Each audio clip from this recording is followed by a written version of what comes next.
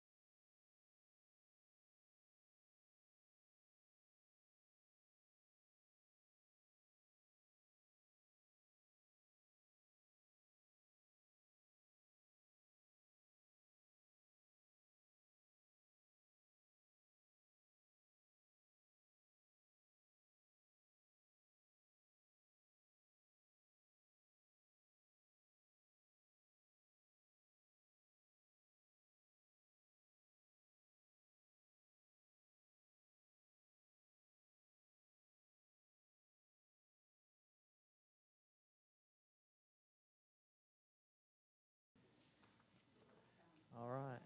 So we're ready to go? Okay. Okay, we will reconvene from closed session. Is there anything to report? There is nothing to report. Okay, thank you. Please join us in the Pledge of Allegiance led by Vice Mayor Flores and remain standing for an invocation.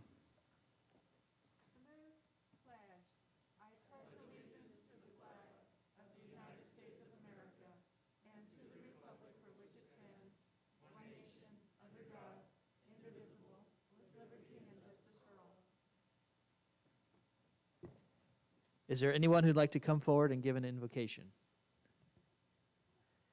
If not, we will have a moment of silence.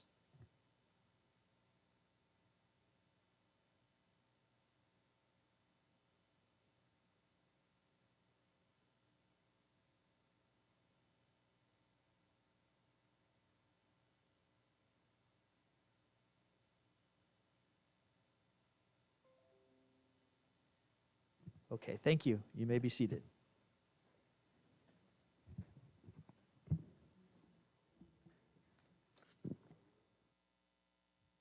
That brings us to oral communications. This is the opportunity to address the council on any matter of interest, whether on the agenda or not. Please address all items not scheduled for public hearing at this time. Unless additional time is authorized by the council, all commentary shall be limited to 3 minutes. And as you come forward, I'd like to remind you, please state your name and address for the record. Edith Levon, address on record. I have a car. How many of us drive our car all over the place? But we have a bus system in town, and I've always been curious about it. And since my car decided it needed to stay with the mechanic for a week, I rode a bus Thursday. And I thought I used to ride one when I was a kid in the Bay Area, but that's a long time ago. That was before I was a teenager. The buses were clean, really clean. They were well used, but clean. The staff was helpful. I needed to know what was going to get me where I wanted to go. The only complaint I had was that, gosh, the suspension in my cars are so much better, especially on certain city roads. We were on one where I thought I was going to be shaken off of the street. It was so bad. I'm still complaining about the potholes. I call this Potholeville. We need to do, some of these streets are so bad, and I've been following what we have, and I've seen the time frame for fixing things. And some of the potholes are so bad, they need to go through and do the spot cleaning. And I know you can't do cold patches in this weather, but once we hit spring, we need to do some repairs, at least temporary ones, where, when I see something that's this deep, I avoid it. And if you don't know there's a pothole, you'd think I was drunk on some roads. Please, can't we do something to at least alleviate the worst of them? Thank you. Brock Neely, address on record. First of all, I'd like to commend Ms. Hildreth for getting the MAP program up and running way ahead of schedule. And also, I'd like to commend Michael Knight for getting the 2 no parking signs out there on Newcomb, right off of Mulberry. Excellent work. The other thing is, Ms. Hildreth, I've got these for the council. If you haven't been following the statewide districting, here are the new maps. We will be in Assembly District 33, Senate District 16, and Congressional District 22. If you really like what Senator Hurtado has been doing for us as a city, I strongly encourage you to contact her and ask her to move back into this district. They wrote her out of this district. So for her to run for this district, she would literally have to move to Kingsburg's area or south. We offered her a bedroom for $1 a month. So, like I say, if you want her to continue the work she's been doing to try to get us water and get the canal fixed, contact her and encourage her to move and run. Because she's in now a district that she would have to run against Ana Caballero, which is another good Democrat. And I don't think she would run against Ana. They're too close of friends. So the other thing is, Saturday, John and I went to Tulare to Cool Hand Luke's because they had a special for 2 prime rib dinners for takeout. We get there, there's about 25 people in the lobby, not a mask to be seen. The only people who had masks on were John and I and the employees. So I gave them a copy of the California Department of Public Health order on the new mask mandate. Told them they need to start enforcing the mask mandate. So we went outside to wait for our food. And then more people started showing up without masks. And since I've done some fundraising work with that organization, I contacted the Executive Vice President of Marketing and told her what was going on. And I also contacted City Council member Jose Segala from Tulare and told him what was going on, and that we would probably not be spending any more money in Tulare until they fixed that problem. I got a text message later that evening. The restaurant manager had been fired because they didn't put the sign up telling people that they have to be masked. They didn't have any masks out. So I'd strongly encourage you guys to reinstate your mask mandate that you had before. There's still a lot of people out there. I went to Aldi the other day. Oops, my time's up. I'll shut up. Thank you. Is there anyone else who'd like to come forward? Okay. I don't see anyone in the council chambers. Is there anybody on Zoom?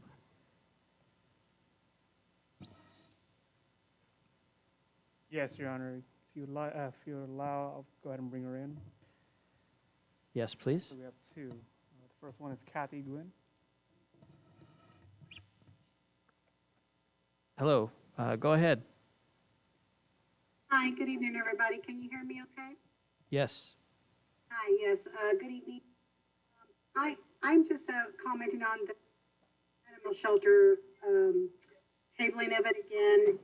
We've been waiting like 6 years. I was on the first commission, Animal Control Commission, and I'm on this one as well. And it's been a long road to try to get something going. I think we're probably one of the very few cities in the United States, and I'll even do some research to prove it, that has an animal control shelter in another city. I think that we need to really get on the ball and make this a priority regardless of the bid situation. Because when it first started, I understood it to have some money there, enough to get something going. And it's extremely important, not just to the animals who really, really could use the services and the help, but also the staff that work really hard. And I don't know if anybody's been out there. They're doing the best they can with what they have. It's very, very outdated. It can be very cold and drafty, and they work really hard at trying to keep the animals safe, comforted, warm, cool, and when, according to the season, they do a lot of work. And it's far out, it's far from Porterville. Dispatch can be 20 minutes when there might be a dire need. It just needs to be considered as a priority item and make it happen, because I think the city has waited, I think, long enough.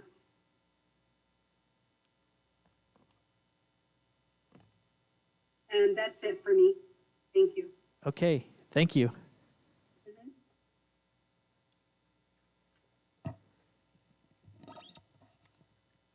right, Your Honor, I will go ahead and bring in the second person.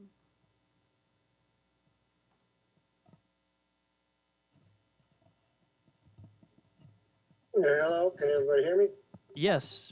go ahead. Yeah, this is Sean Schwarzenberger from Porterville. Calling in on the animal control deal, just as Kathy did. Anybody in town, they know that I've always been involved in the animals. I was on the commission back before I had moved and was asked to get off the commission. I will be trying to get back on now that I'm back in city limits. But I do agree with her. Back when I was running the commission, when we were on it together, we had money sitting there. We had brought in research from down south to go over all of our numbers. And if I remember that correctly, I've had some medical issues since then, but I think their determination was that we did need something bigger and better than what we had. You got to figure our shelter's 2 cities away. They call it Lindsay, but technically it's Exeter. If you look at it, and we'd have a lot more volunteers, which would make things go smoother, but nobody can get out that far half the time. I've been out there. It's been a while since I have been out there, but I still talk with Augie a lot. And that shelter is just it's not suitable. It's cold. It's hot. Depends on what time of the year it is. We need something in town. Like Kathy stated, we had money set aside. We weren't quite where we needed to be, but that was 6+ years ago. Unless it just totally got thrown to the side and forgotten about, there should even be more in there now.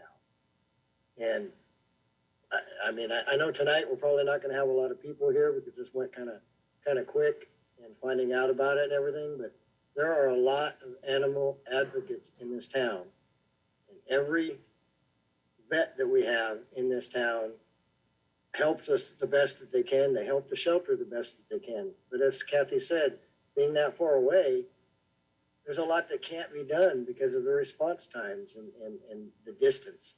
So I hope that the council will look a little bit harder at this in the future and try to continue what we started and get this finished up. There's plenty of spots in town that we can do something with instead of it just sitting there going to waste, and help the community and the animals all at the same time.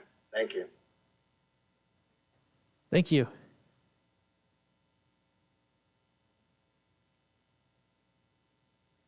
Is there anyone else who'd like to speak or any other written communications? No, Your Honor. Okay. And nobody else in the council chambers? Okay. So thank you. That will conclude oral communications and bring us to the AB1234 reports.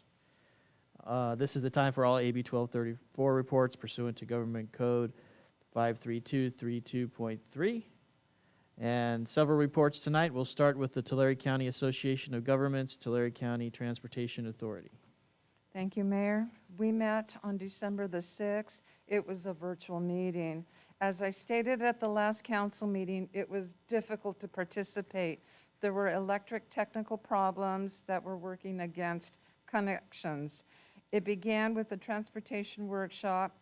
This is one of the things that I look forward every year at the end of the year because they provide so many presentations. Unfortunately, once I got disconnected, I wasn't able to get back on and was able to get on at 1 o'clock when the TCAG meeting started. On the transportation consent calendar, there were action items. It was the reaffirmation of the conditions of State Assembly Bill 361 to continue remote attendance at public meetings, the approval of Transportation Development Act audit extension for member agencies, the adoption of resolution, the approval of TDA claims for the Tulare County Regional Transit Agency as authorized by the Joint Powers Agreement dated August 11, 2020, on behalf of the cities of Dinuba, Tulare, Woodlake, Exeter, and Farmersville for the fiscal year 2021-2022. Several items of information which I won't go through, but the other under the transportation action discussion items, the items of action were the adoption of the final 2022 Regional Transportation Improvement Program, selection of preferred sustainable community strategy scenario to include draft regional transportation plan, authorize the executive director to sign the bill grant agreement. Association consent calendar for the record, and since this was a difficult meeting, the approval of the October 18th, 2021 TCAG board meeting minutes and the minutes of the October 14th, 2021 Technical Advisory Committee meeting were approved. There was one item that was brought to the table, and it was one in particular that I wanted to communicate that TCAG is now in receipt of the letter from the Tulare River Tribe regarding the Active Transportation Program Plan. We look forward to working with the tribe to this regard and other projects. This concludes that report. The next meeting is Monday, January 22nd. Okay, thank you. Any questions from council? Okay. Next report is the city employee luncheon from December 8th. I believe most of us were present, and I'll start with Councilmember Carrillo if she has any comments. Just a couple of brief comments. Well, I know that last year this didn't occur, and it's an annual event. Being a new council member, this was the first time that I got to participate. I was only able to stay for about an hour, just over an hour, so I was really grateful to be there and greet the staff and just get to, see their faces and appreciation, and then spend time with my colleagues here and the other staff. So just a really nice day. Perfect weather, actually, too. All right. Councilmember Tate, any comments? Like Congressmember, why did I say that? Council member Kelly Carrillo, I was there. It was my first time to participate in the event, and it was really nice because I know we were there long enough, I believe, to be able to include everybody, because this city doesn't stop. They don't work 8 to 5 Monday through Friday. They work around the clock, weekends and holidays. And I believe I saw enough people that, and we started and had enough time, I think that most everyone who got to attend, they got to come, because probably some of them worked the night shift and they may have wanted to participate and get together. And I think as far as the morale of all of our workers, it was really a great opportunity to show them our appreciation for everything they do every single day, and have them all get together. And I really enjoyed the opportunity, and I think everyone else did too. Great. Vice Mayor?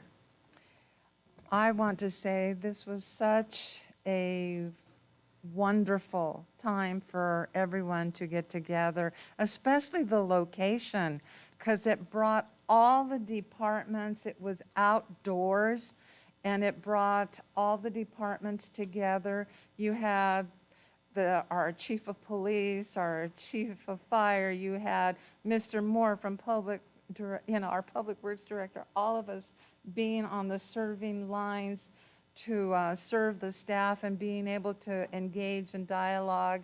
And Santa Claus was out there. It was a little cold for Santa, but he did a wonderful job and was a team player, especially when they got him up into the fire engine and pictures were being taken. And the fact that you had all the departments there, it was very humbling. It was almost like the magic of Christmas unfolding for everyone. So it was good, especially. I look forward to it. That year that we couldn't have anything, but this was definitely good for morale. Yeah, and I agree, and thank you for those comments, usually held in the community room at the former library.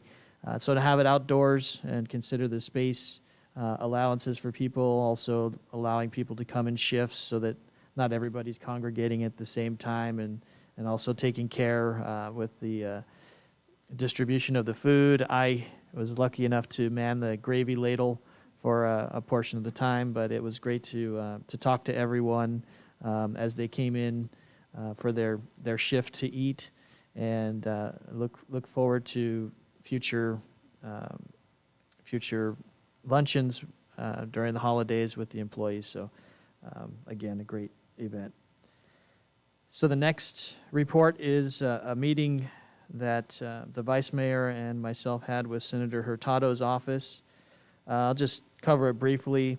At the last moment, there was some, an event that came up that the Senator had to attend that she was unable to attend this meeting. However, we did have some of her staff in attendance, which was good because we had a previous meeting that we discussed a lot of the water issues and some funding gaps with some water plans that we had and got some good questions in and some really good feedback from the Senator's office. So we were able to cover a few more items, one being the discussion, since we had just, before this meeting, approved the library location. We got to let her know, or at least her staff know, what that location looked like. Also, we had just received notification of a grant for a community recreation center.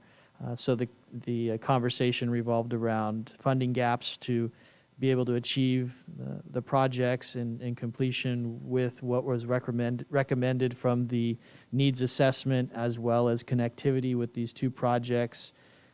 Also within the conversation, we're getting updates on some things that we've been wondering about for some time, which would be the Porterville Developmental Center, future uses, as well as questions about utilization and maintenance of the armory. So all in all, a good meeting. We were able to pose some questions, which we hope to get responses from sometime soon. So anything to add to that, Vice Mayor? No, that covers it. Okay. And the next report is for the Tulare County Regional Transit Agency. It was a subcommittee. Actually, it was a workshop, and there was the quorum wasn't met for the workshop, so it was rescheduled for January 10th. So hope to have a report on that at our next council meeting. So the next report is for the COVID Ad Hoc Committee, and I think Councilmember Carrillo was going to give the report. Can you hear me okay? Okay, so our COVID Ad Hoc Committee meeting was held on December 14th.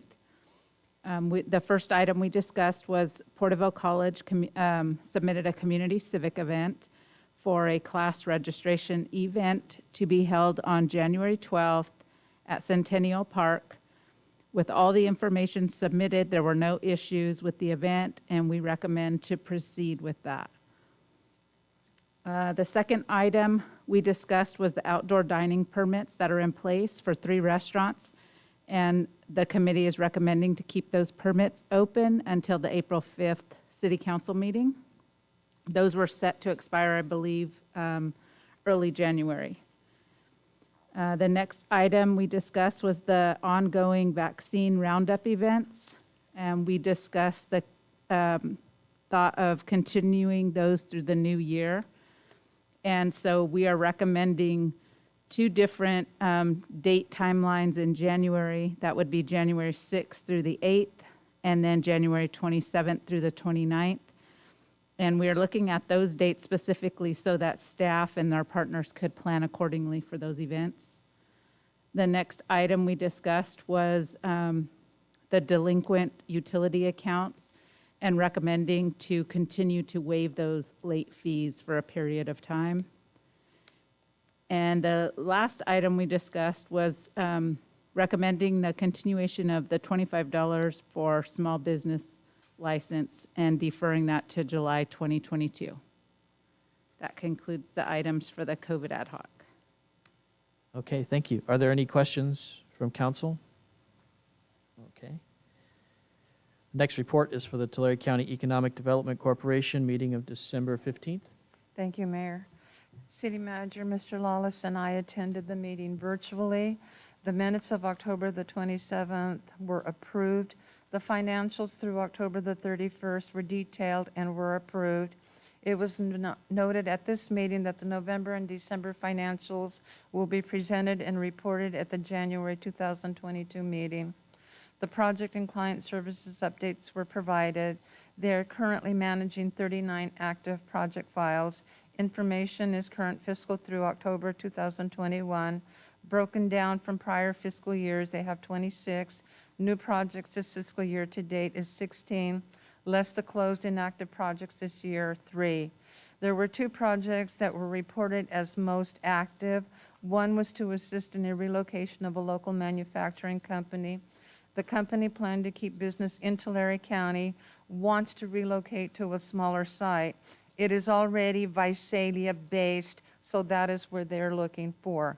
Second would be a manufacturing company looking to construct 100,000 square feet facility on approximately 20 to 25 acres of shovel-ready greenfield land.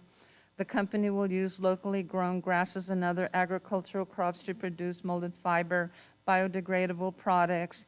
It must have rail access, but it would provide 150 new jobs, so that would direct it to where they have the rail access. The CEO provided brief highlights. The Economic Development Summit for 2022 is slated for February the 18th. If all goes well, it will be in person at the Visalia Convention Center, and they are currently working on sponsorships.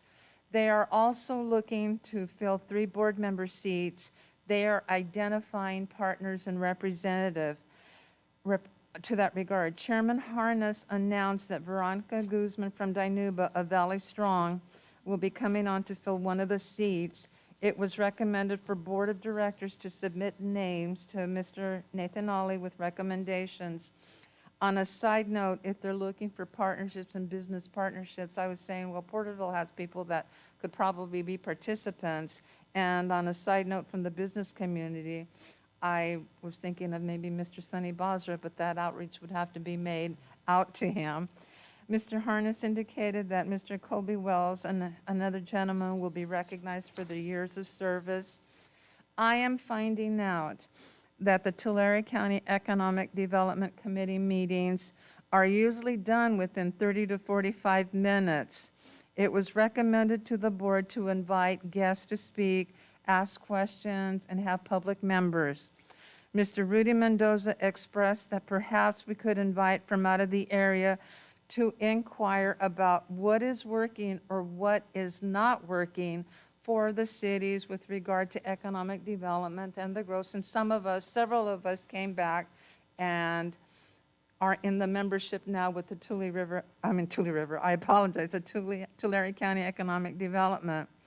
As you recall, I reported at the last city council meeting, Mr. Lawless, Mr. Ridenauer, and I met with Mr. Ollie and Erica.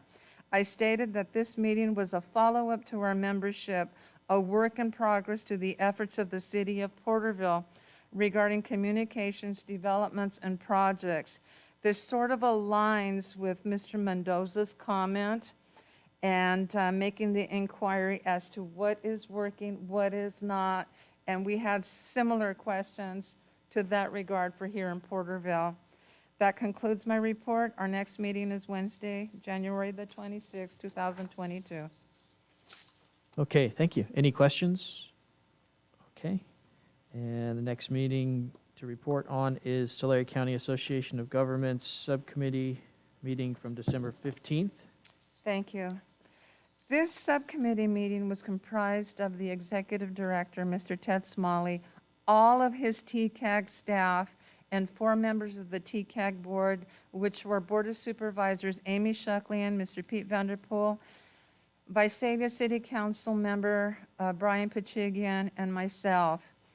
Each staff member individually introduced themselves and provided us what they do with their jobs.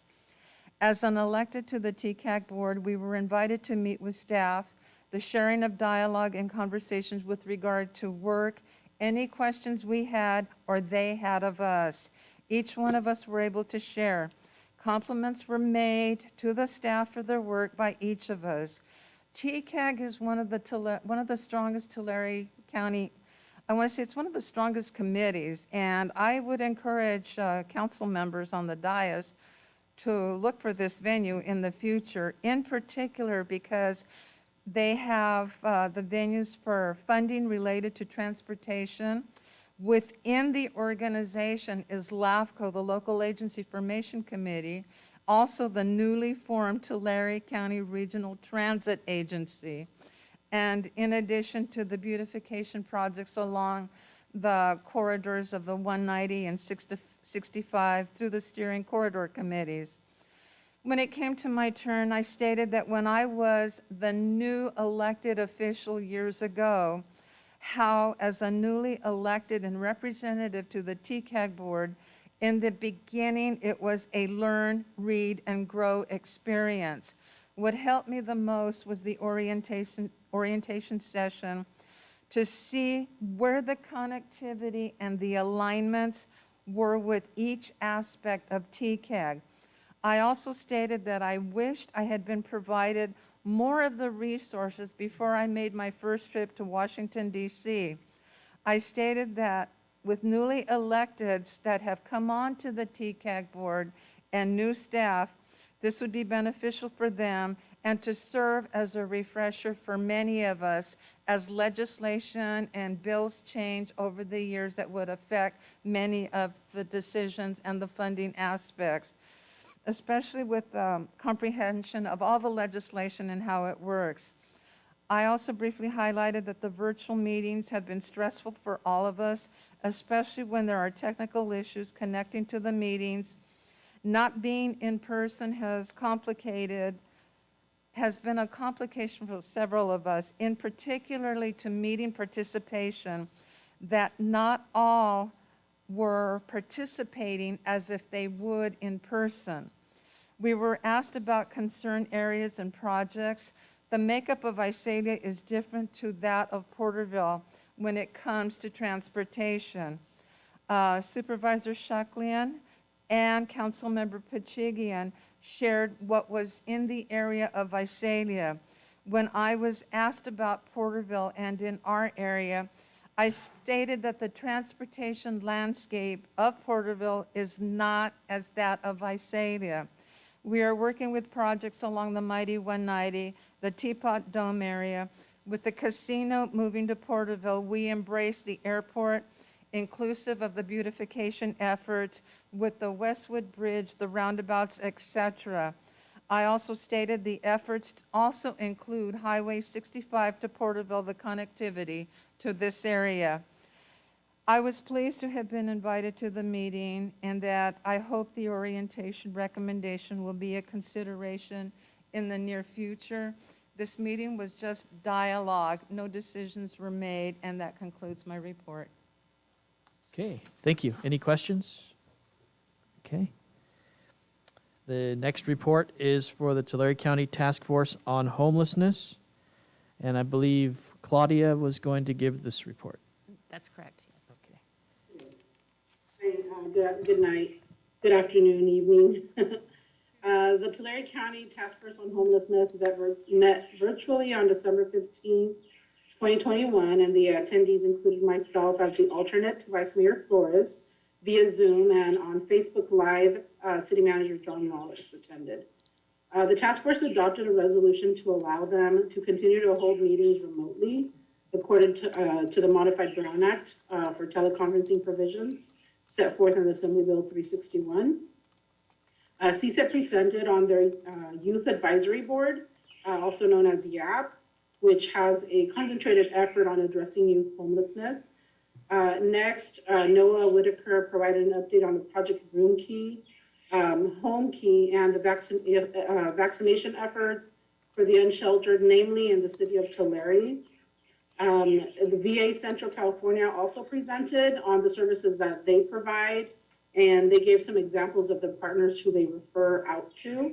And lastly, the cities, Porterville and Visalia, provided updates on various efforts within each city that address homelessness. I presented the update for the Porterville Welcome Center.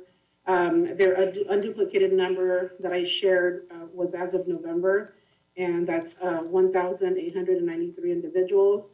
And KTHA continues to hold the link events every other Wednesday there at the Porterville Welcome Center. And they have also begun planning the annual point-in-time survey canvassing for late January 2022. And the next meeting will be January 19th, 2022. And that concludes my report. Okay, thank you. Any questions from council? Okay. The next report is for the San Joaquin Valley Air Pollution Control District Governing Board meeting of December 16th. Several items to discuss here. First item, the governing board took action to accept and appropriate $20,768,770 in additional revenue from the Environmental Protection Agency to fund replacement agricultural tractors, heavy-duty trucks, and wood-burning devices. Where that sounds like a lot of money, actually this program is oversubscribed, so even that amount of money isn't enough to deliver the amount of wood-burning devices, tractors, and heavy-duty trucks that have been requested from applicants. But that being said, this is the largest allocation to a region that there was, so still challenged by poor air quality, but receiving funding to try and combat that through the means of replacing old tractors, trucks, and those wood-burning fireplaces and hearths, looking to change those to gas or other means. So good to see that money coming in. We also adopted amendments to Rule 4905, which has to do with gas-fired fan-type central furnaces. A few months back, we had tightened regulations on furnaces as well as dual packs to help combat some air pollution. However, this amendment was made to extend those requirements for 2 years because of labor shortages, manufacturing facilities not being online, as well as shipments being detained in containers. So it was thought best to extend that for a couple of years, where that would benefit everybody greatly, as well as the manufacturers, and keep things moving to have those that extension happen. On the other side, there was an amendment to Rule 4354 for glass melting furnaces. There's 3 different types. There's the fiber glass, there's container glass, and there's flat glass. All of these industries are regulated through this rule, and these were tightened down to limit and restrict some of the emissions that are given out through these processes. So, but nothing to jeopardize the industries, as some of you may know, that especially wine bottle manufacturing has really gone crazy during the pandemic. So they've got a lot of business, and so the word on the street, at least when I asked, was this wasn't going to hurt that type of manufacturing. It was actually something they could work within. Also in line with some more kind of strict reductions in some of the emissions were for solid fuel fired boilers, steam generators, and other process heaters. This is just, again, tightening down on some of the emissions. And so with that, we had the end of the year address by Chairman Peterson. He served as chairman of the governing board for 2 years, and there was the election of officers, which I was selected to be the chairman for the year 2022, and the vice chairman will be Vito Chiesa from Stanislaus County. So looking forward to chairing the governing board for 2022 and all that brings. So that was a good meeting. So any questions? Okay. The next meeting is Porterville Area Development Authority, otherwise known as PATA, from December 17th. Just a few items to go over there.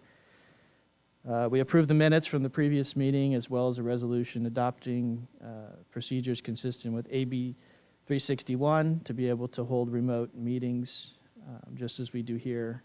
And we had the adoption of the bylaws previously, so we had the election of board officers, which we had been operating under a temporary slate with a president, a secretary, and a treasurer. The bylaws added the vice president seat, so the election officers, so I remain the president of that group, or that board. We installed Gary Santos as the vice president, and also Raylene Clower remained as secretary. And of course, the treasurer is Maria Bemis. That was one action. And then the other two were just continual updates that we'll be receiving periodically as the projects in that area keep moving forward. So we had an update on the recharge retention basin project. As I mentioned, we'll continue to hear as that progresses. And we also are discussing coordination with the roads projects in the area, which there's a lot of moving parts with the county having some roads, the airport in the area. So those are continuing updates that we will be receiving. So hope to report out on that at future meetings and give you updates. Any questions?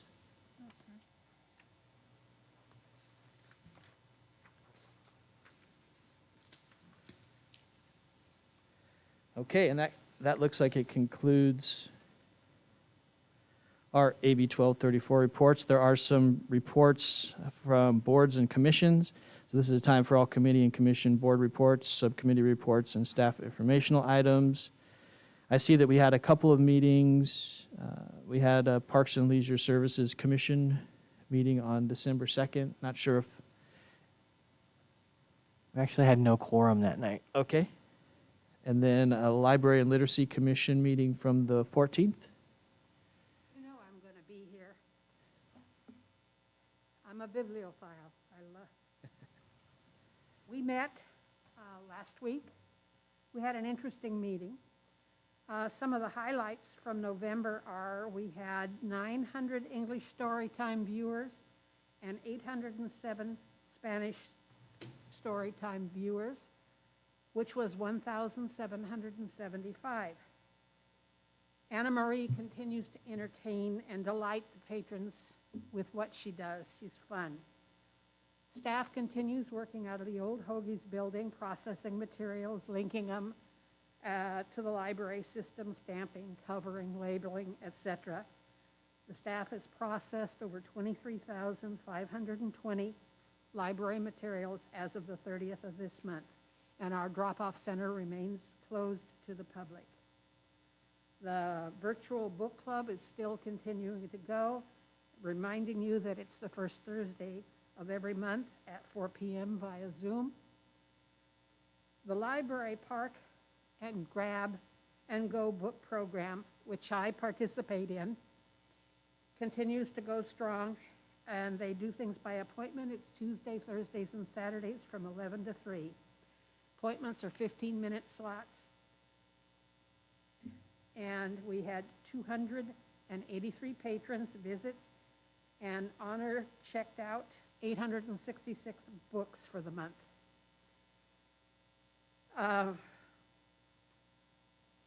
We had an update on the committee. We talked about the temporary library.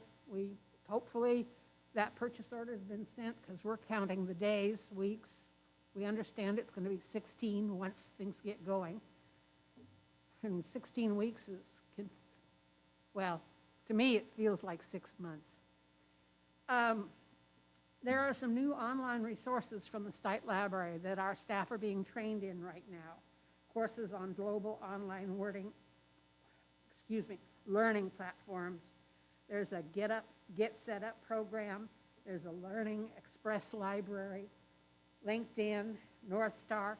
These are all things that help our public. But what I wanted to talk to you about, I know you guys are not busy at all, and you've got lots of time to read. And Vicki gave us this time, and it's available from her if you really do have time. I'm being facetious. It's The Value of California's Public Libraries. It was put out by the state in August of this year. And all I'm going to read to you is a little bit of statistics. I love statistics because I know how they can be altered. there are 1,130 libraries, 23.4 million library cards, 113.7 million virtual visits, 435,000 public programs, 10.6 million program attendance, 24.2 million uses of public internet computers,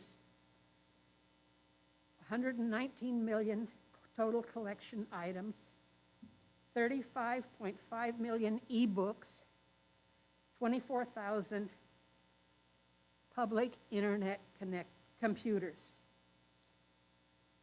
So that gives you an idea, a little bit of an idea of what goes on. But there's so much more. California's public libraries are visited over 138 million times a year.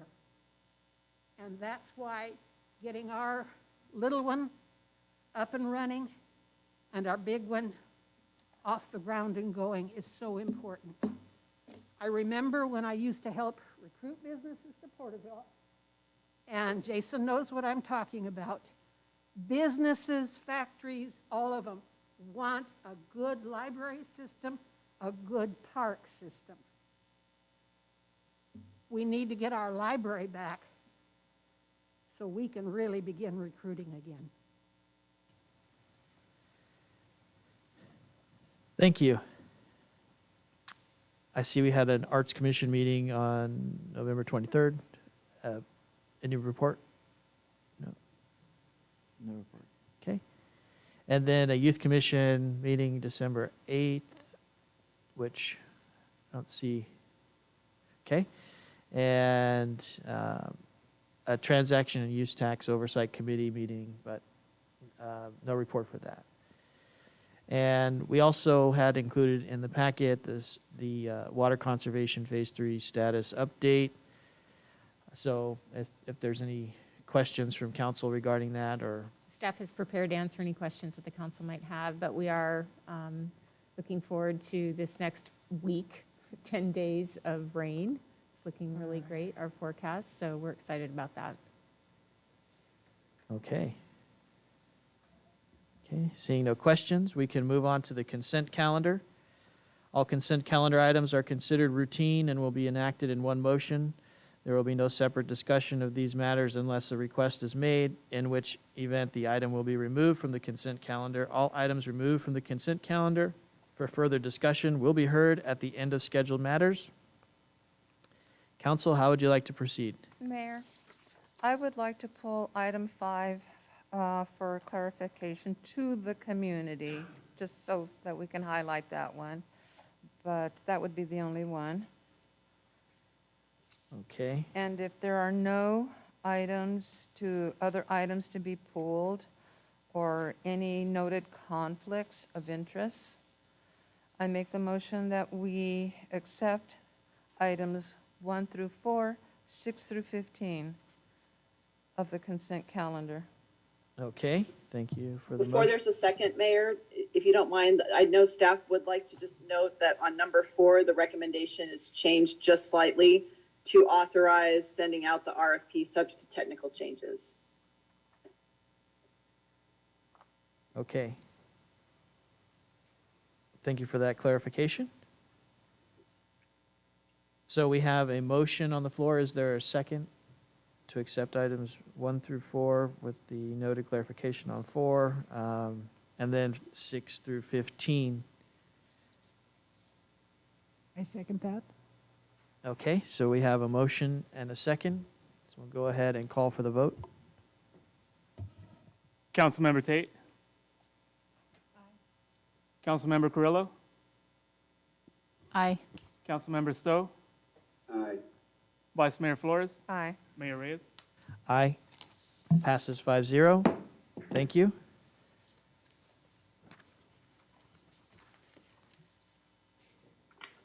That brings us to item 16, public hearing. Thank you, Your Honor. The public hearing, the consideration of minor conditional use permit for crop cultivation at Reed Avenue and Lime Street. Staff is requesting that the item be removed, and that is actually at the applicant's request. Okay, so we have been asked to remove item 16, which requires no action and no public hearing. So we Correct. can continue on with the agenda to the scheduled matters. Thank you, Your Honor. The next item before you, there's two scheduled matters this evening, the first of which is the approval for a community civic event, the Porterville College Pirate in a Day, January 12th, 2022. And as Councilmember Carrillo indicated, this item did go before the ad hoc committee for COVID, and the committee had no issues with it. The college is proposing to hold a registration event in Centennial Park on January 12th from 9 a.m. to 4 p.m. It will provide an opportunity for students to register for classes, receive financial aid information, and apply for and complete abbreviated education plans. And in staff's review, it's pretty straightforward, and all the conditions have been met. So with that, the recommendation is that the City Council consider the approval of the community civic event application and agreement submitted by the Porterville College to hold Pirate in a Day event at Centennial Park on January 12th, 2022, subject to the requirements and conditions contained in the application and agreement and Exhibit A, which also I would like to note include adhering to all COVID-related restrictions set forth by the federal government, state, and local. Thank you. Thank you. Council, are there any questions for staff regarding the report? No. Or the application? Okay.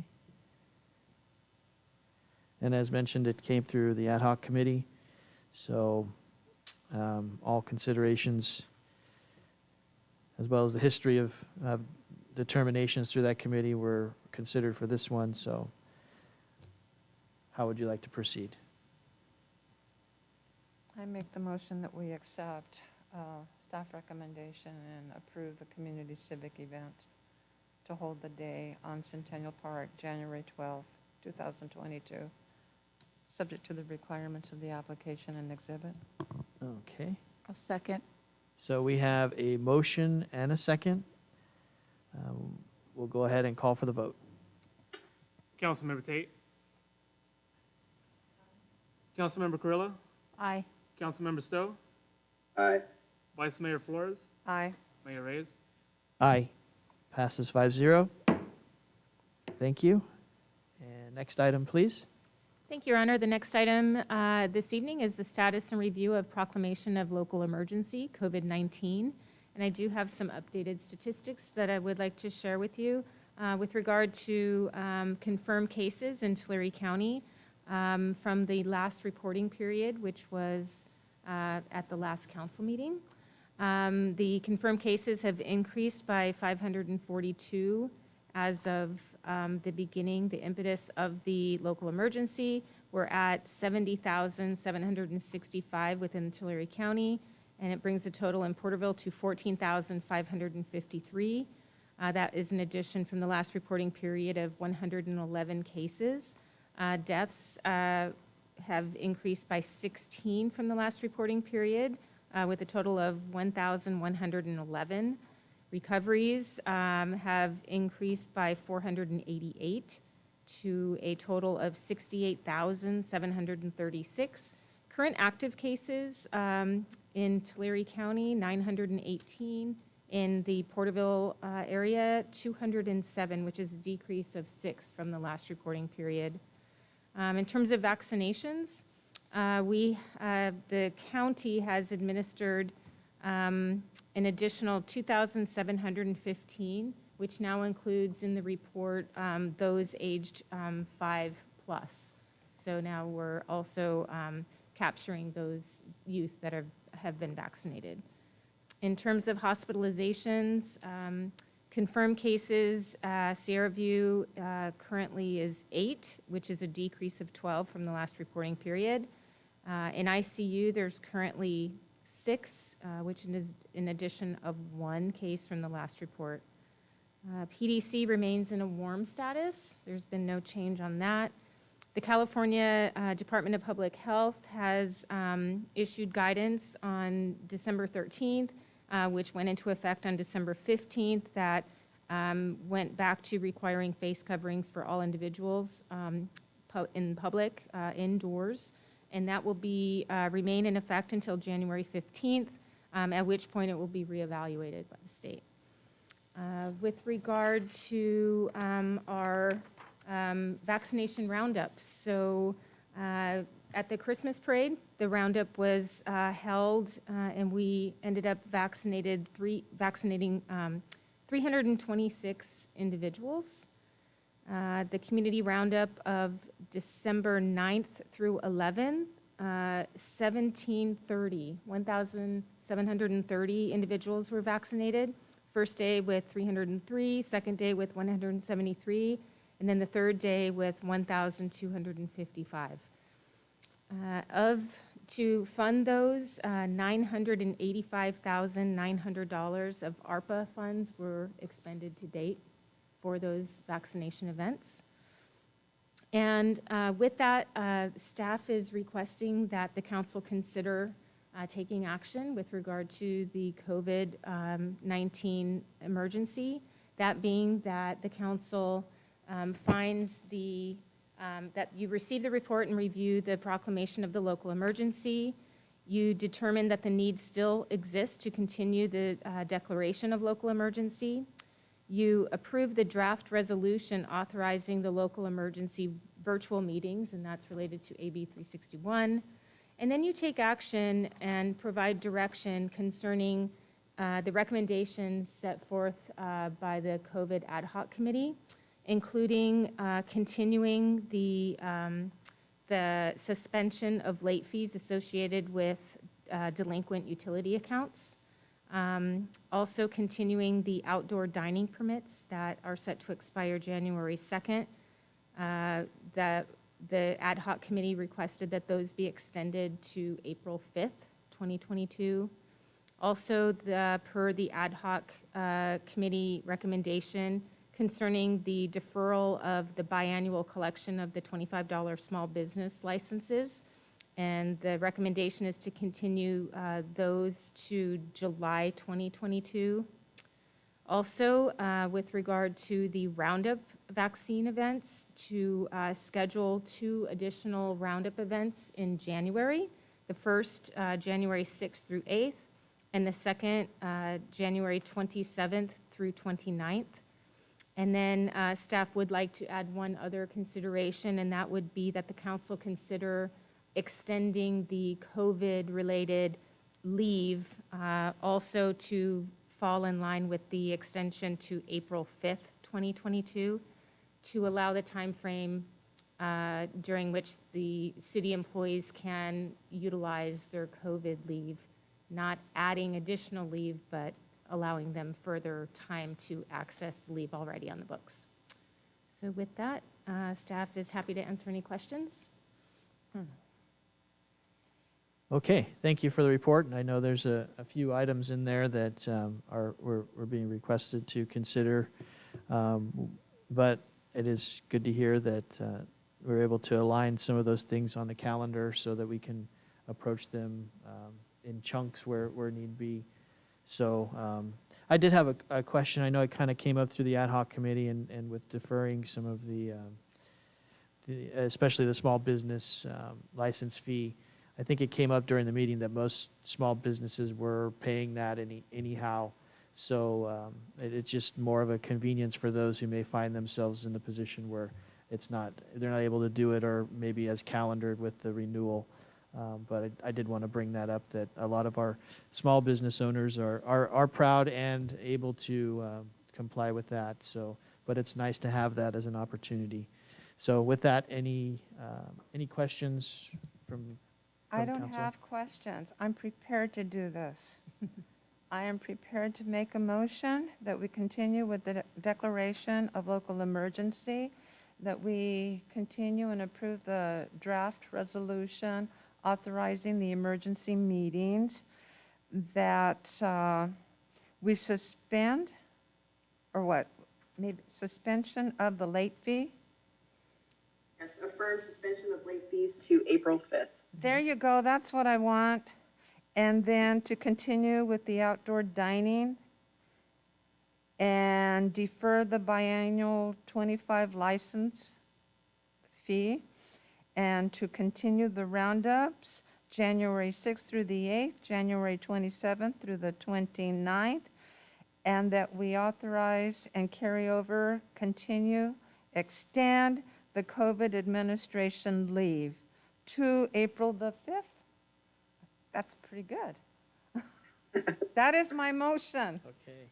Good job. And I'll just note for the motions record, all of the dates are extensions to April 5th, except for the deferral of the small business license fees, which would be until July 22, correct? Is that what I got? That's correct, yes. Okay. Okay, so we have a motion. Do we have a second? I second. Okay, we have a motion and a second. Is there any further discussion? Okay, we'll go ahead and call for the vote. Councilmember Tate,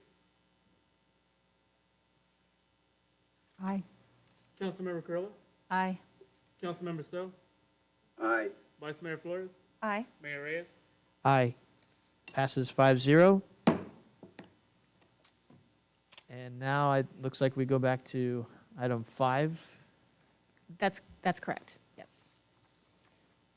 So we can provide a staff report, or we can answer any questions that the council might have on item number 5. I would like to unfold the dialogue on this one, and it's because we had comments in oral communication to this regard. I want to say that when we did our priority projects, the animal shelter is right there, right along with the other ones. So the project is still a priority. I want to thank staff, and I want to thank the information that has been provided. It's not the project, it's the bid that is the concern. And it specifically states in here that it came in at 51.39 higher than the consultant's estimate. And that was the situation to this regard, and over the amount that was stated. And I wanted to put an emphasis on that so that the community can understand it was never, and it has never been about the project. It has been about the bid that came in, and I don't want to say discrepancy, but it came in at a higher amount than what was expected. The question that I would have is, in the reevaluation of the design and for a fold-out of a future rebid, what is the time frame that we're looking at? I'm going to defer to project engineer Javier Sanchez. Thank you. So we'll be, depending on what the council's direction is on this item, would be reevaluating that design with the consultant. It's probably going to be another 2 to 3 months before we can get this back in front of council to reauthorize bidding it. Okay, that's what I wanted to know, so that it's there, and if we're looking at the 3 months. But once again, I want to clearly state that the project is still there, and that the rejection and what was recommended is the bid, so it can be put out for rebid once again. And I'm just saying, it needed to be clarified. And with that, I will make the motion that we reject the one bid and authorize staff to reevaluate the design and the project with the design consultant for the future rebid of the project. Okay, we have a motion. Do we have a second? I will second that. Okay, and just as a comment / discussion, I think we've been steadfast in keeping this project moving forward, and I think that were there any hesitation, it may have popped up earlier when there was remediation of some materials there, but there's been a lot of work going on there, and as I mentioned, we're steadfast in keeping this project going. So with that, we can call for the vote. Councilmember Tate, Councilmember Carrillo, Aye. Councilmember Stowe, Aye. Vice Mayor Flores, Aye. Mayor Reyes. Aye. Passes 5-0. Thank you. And with that, we will adjourn to a meeting of the successor agency to the Porterville Redevelopment Agency, and call for roll call. The record will reflect that all agency members are present. Okay, thank you. Are there any written communications? No, Your Honor. Okay. Are there any oral communications? Seeing none in the chambers. Are there any on Zoom? No, Your Honor. Okay. So we'll proceed with the scheduled matters for the successor agency. Thank you, Your Honor. The one scheduled matter before you this evening is the approval of the administrative budget and recognized obligation payment schedule for fiscal year 2022-2023, and Finance Director Bemis will be presenting this item. Thank you, Ms. Hildreth. Mr. Chairman and members of the board, as part of the winding down and dissolution of the former redevelopment agency, the successor agency is required to submit the recognized obligation payment schedule, or what we call ROPS, to the State Department of Finance by February 1st. Before we're able to do that, we also need to present the ROPS to the Countywide Oversight Board, and their next meeting is on January 14, 2022. So for these ROPS that we're presenting is for the fiscal year 2022-2023, and we're asking for a total obligation of $517,434 with $491,632 funding from the Redevelopment Property Tax Trust Fund, or the RPTTF. So we're asking the City Council Successor Agency Board that you adopt the draft resolution approving the administrative budget and the recognized obligation payment schedule for next fiscal year 22-23, and authorize the Finance Director to make such augmentation or modification before sending it to the Oversight Board if necessary, and then sending it to the Department of Finance for approval. Thank you. Okay, thank you for the report. Council, are there any questions?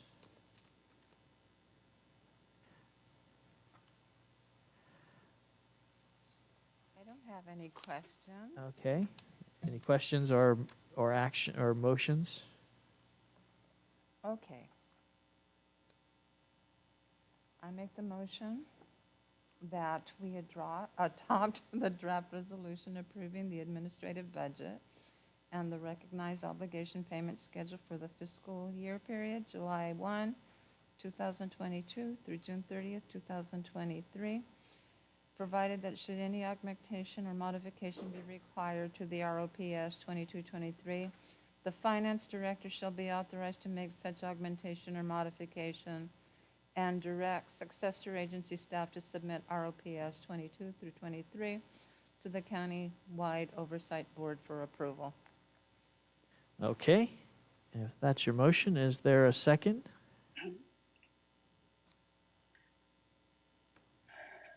I'll second that. Okay, we have a motion and a second. Any further discussion? Okay, we'll go ahead and call for the vote.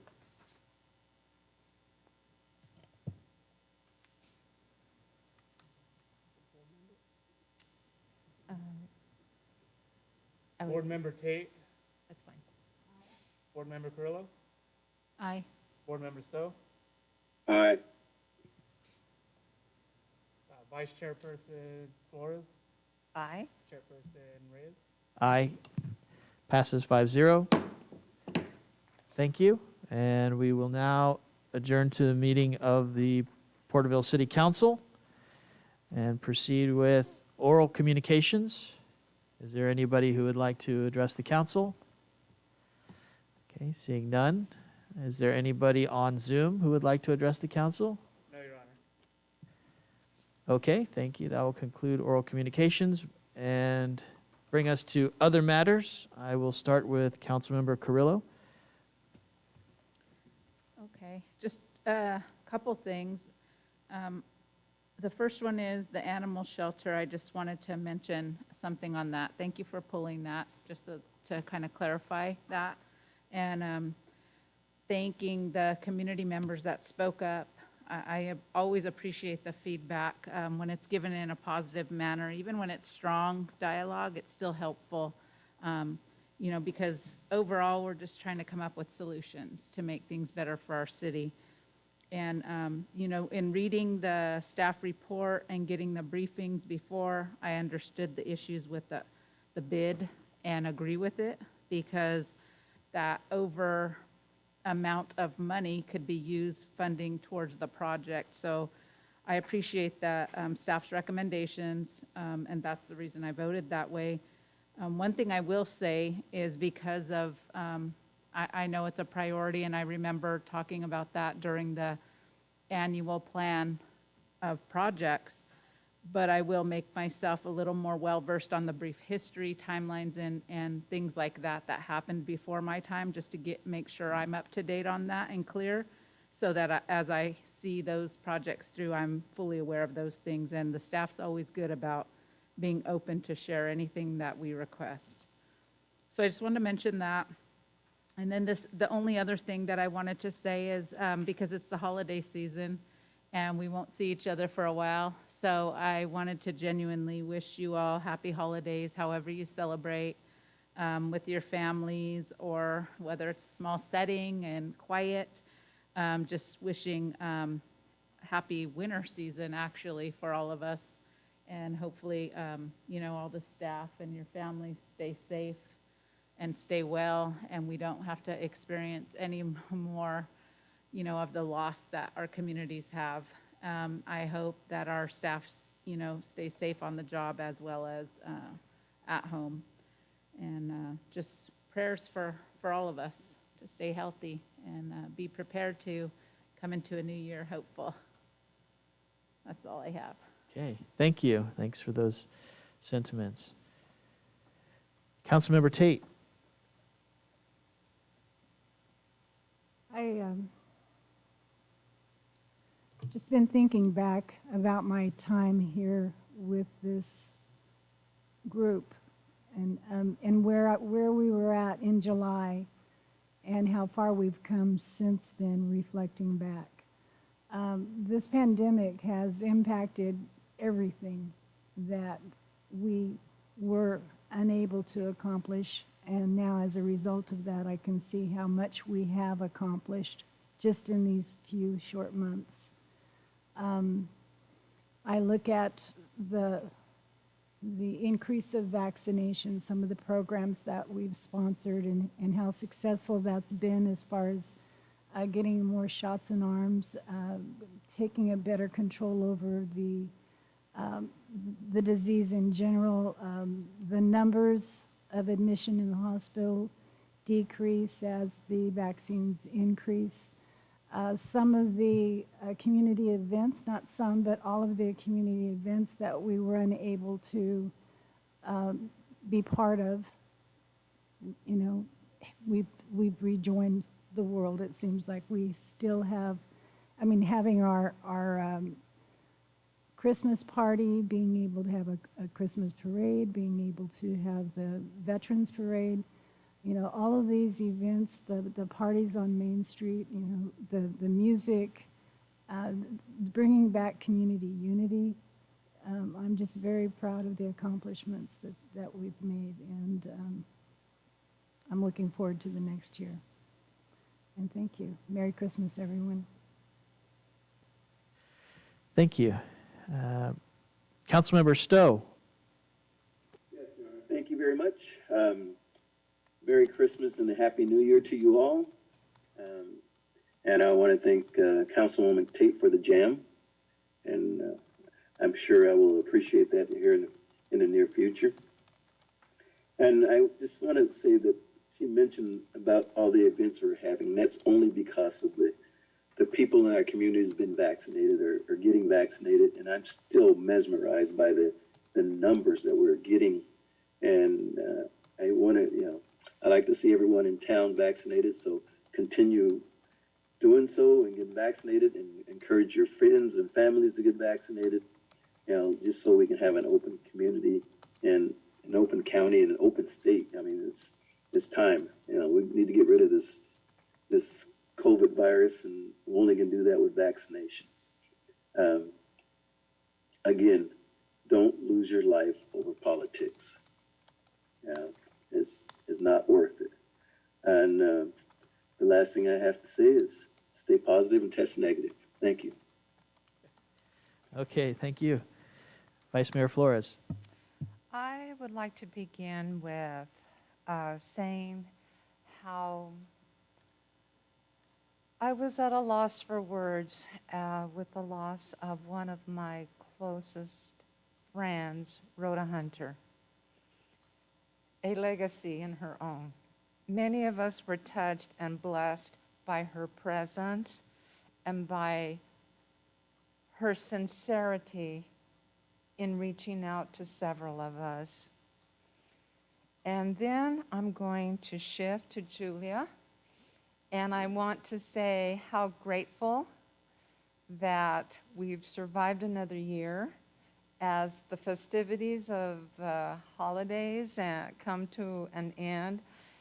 You have been a blessing to pick up the phone when we have had questions, to be proactive before we get into trouble. We run them by you, or before we say anything. It's good to have that. Now I'm going to shift to Mr. Ridenhour. Jason, I commend you and your staff, because there are a lot of pocket areas, especially during COVID and during the year of business development, through the loans, through the financial assistance, through the work that you've done with the consultants, in addition to the other things that have come through. I do know that it can be stressful and harried, and I'm sure you get a lot of questions to no avail. Javier, where are you? I can see your picture, but I want to thank you as well and your department for all the work that you have done, because I'll tell you what, it's not always easy when you're putting up all these things that have to involve engineering, and I'm sure you get a lot of questions. But please, as I speak to each of you, thank your departments, because without your departments, you wouldn't be able to pull forth the things that you do. Mr. Knight, you're a very important man in this city. I mean, when you talk about the water and the sewer and everybody's, in the streets and all of that goes along, especially during the season where it's raining and pouring and everything happens. I have seen the trucks, out there where the areas have been flooded. Know that your work and everybody's work doesn't go unnoticed to that regard. It is appreciated. Please let your staff know. I know that Maria won't turn her camera on, but I do want her to know how appreciative we are to everything that she puts forward, but it's her department that helps and assists her when it comes to the financing and when it comes to people paying their bills at the counter, that the staff, I have heard people in the community, how pleased they are when they come to the window and how well that they are treated in the assistance and in the guidance of what they're doing. To both the chief of police and to the fire chief, you guys have been busy these last, I want to say, few weeks, to no avail with the calls that you have gotten. But I also applaud and I commend the departments, because without the men that you have to work in your departments, it would be a difficult stress for everyone. I always say public safety, we're in good hands with public safety and staff. Donnie, Mr. Moore, you've been busy these last few months. All of a sudden you're involved in a lot of the community projects. I don't know how you do it with your staff. And that's all I'm going to say, because there have been so many occasions through the parades, through other events. They are on task and they're always there. Patrice, you need to know that the work does go on. We miss Mr. Lawless here tonight, but I'll tell you what, you are an asset, but I also know that it's the people that work with you. I'm looking at Fernando. Oh, no, what do you mean like this? What are you doing down? Oh, do you want to talk? Do you want to say something? You and Terry are a blessing to us as a council because we call up sometimes and we just kind of want to know what's going on and where we need to go, and to thank you for that. But I also know that Ted in IT is a strong conduit to everything that goes on because he's involved in all the departments internally at the city. So you need that IT person, but thank you for always being on task and willing to help that everything runs smooth. I want to say, everybody, happy holidays, enjoy your family. And I know that sometimes it gets a little difficult when you've lost a loved one or someone close to you, but I'll tell you what, there are those blessings that come forth and you just need to enjoy them every day. I've said a lot, haven't I? Oh, that's good. That's It's the end good. of the year. It's the end of the year. It is. It is. And just like all the rain that's coming, we gotta get it in before the end of the year here, last meeting of the year. And I couldn't agree more with the comments made by the council members, and I could probably repeat every single one because they're all so true, especially when we look at the staff and the support that not just we get, but the city gets through staff throughout the year. And I think something important to remember is that the pathways that we've taken to get to this point, they started a long time ago when the pandemic first came out, when the economic challenges came out. The paths that we chose to walk led us to the point where we can end this year feeling like we've done the best that we possibly can. And other communities hesitate to venture on those paths because it's a hard path to walk sometimes.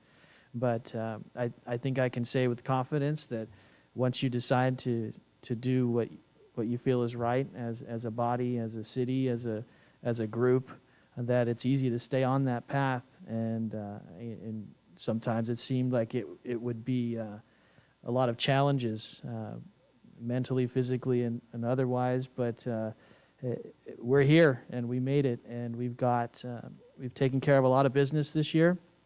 We've got a lot of things to look forward to next year. Again, I'd like to thank the staff and public safety. I know you're going to have some busy times coming up. I know we've got a lot of rain, and so Mr. Knight's going to be busy with that, but as is customary each year, I'd like to remind folks that as you're driving, that sometimes the water freezes on the roads and it becomes slippery, and you need to watch out for those patches of frozen water that are disguised as just regular roadway. So avoid those patches and ease up on the brakes and watch out for other drivers. But aside from that, I truly want to wish everyone a happy holidays, Merry Christmas, and a Happy New Year. And we'll be back re-energized and ready to go, and ready to keep Porterville in the forefront and keep doing what we've been doing. So thank you, and I'll turn it over to Ms. Hildreth. Thank you. Your Oh, Honor, yes. you are learning. You're smooth on that one. Thank you. That was good. Thank you, Your Honor. I just wanted to also echo many thanks to our staff. We have the best staff, and I wish them very happy holidays and a healthy new year. And I also wanted to recognize the council for all your hard work and your sacrifices, because it's not an easy job that you do, and staff really appreciates it. So thank you for your service to our community, and just happy holidays to everybody. Thank you. Thank you. And with that, our next meeting is January the 18th, and we are adjourned. Thank you. Merry Christmas, happy holidays. Merry Christmas.